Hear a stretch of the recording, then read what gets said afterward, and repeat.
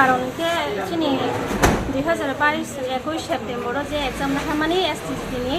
abo thabo bosono result buriako recruit buriako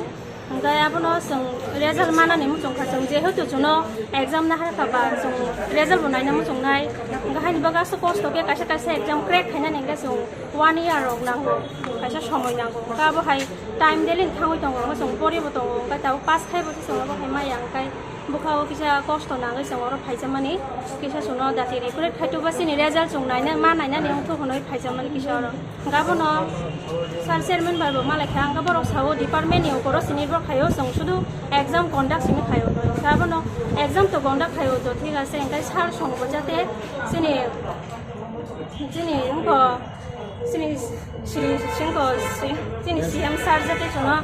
इसके अपन दारे दाते exam ना का যখন সিনে রেজাল্ট পাবলিশ খাই জন্য যাতে রিক্রুট খাইলানে তো এখন কইমো ইয়া করো তো স্যার ও ইসুতিগর সিএম ম্যাডাম মালাই করতে নাই সিএম ভাই তো অনেক মালাই নাই কা বাদ বিনি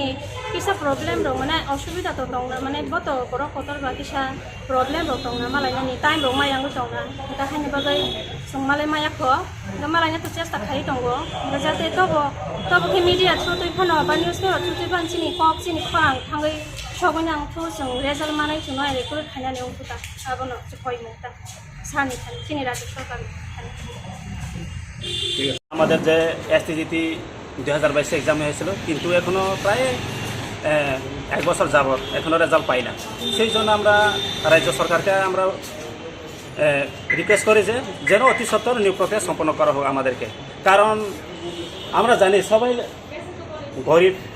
পরিবারের ছেলে মেয়ে আমরা খুবই দুঃখিত আমরা এমন অনেক কষ্ট করে পড়াশোনা করেছি সেই জন্য আমরা আজকের STCT কোয়ালিফাই করেছি আমরা আরও জানি যে আজকে যারা আমরা এখানে এসে সবাই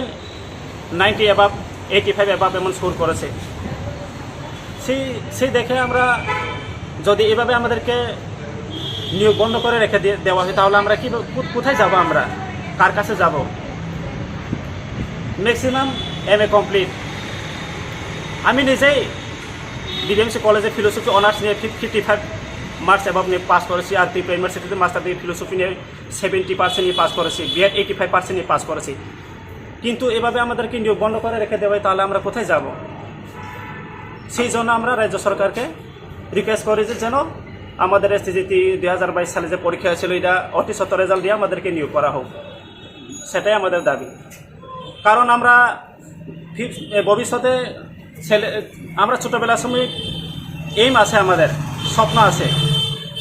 ভবিষ্যতে টিচার হয়ে স্টুডেন্টদের সঙ্গে ইন্টারাকশন হওয়া ওদেরকে আমাদের যে সাফল্য ওদেরকে মোটিভেট করা আর আমাদের মা বাবাও একটা স্বপ্ন আছে ছেলে মেয়ে যদি চাকরি পায় একদিন হইলে তো শান্তি পাবো এমন আমাদের মা বাবার স্বপ্ন আছে সেটাই আর কি আমাদের আজকে যে গ্যাদারিংটা তোমাদেরকে সাক্ষাৎ করেছো কারোর সাথে চেয়ারম্যান সঙ্গে সাক্ষাৎ করেছে আমরা চেয়ারম্যান বলেছে যে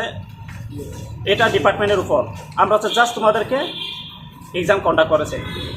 এটা ডিপার্টমেন্ট বলতে পারবে, আমরা কিছু বলতে পারবো না এমন বলে থাকে। মুখ্যমন্ত্রীর উদ্দেশ্যে কি বলবেন? মুখ্যমন্ত্রী উদ্দেশ্যে বলবো যে আমাদেরকে যেভাবে হোক নিয়োগ করা হোক,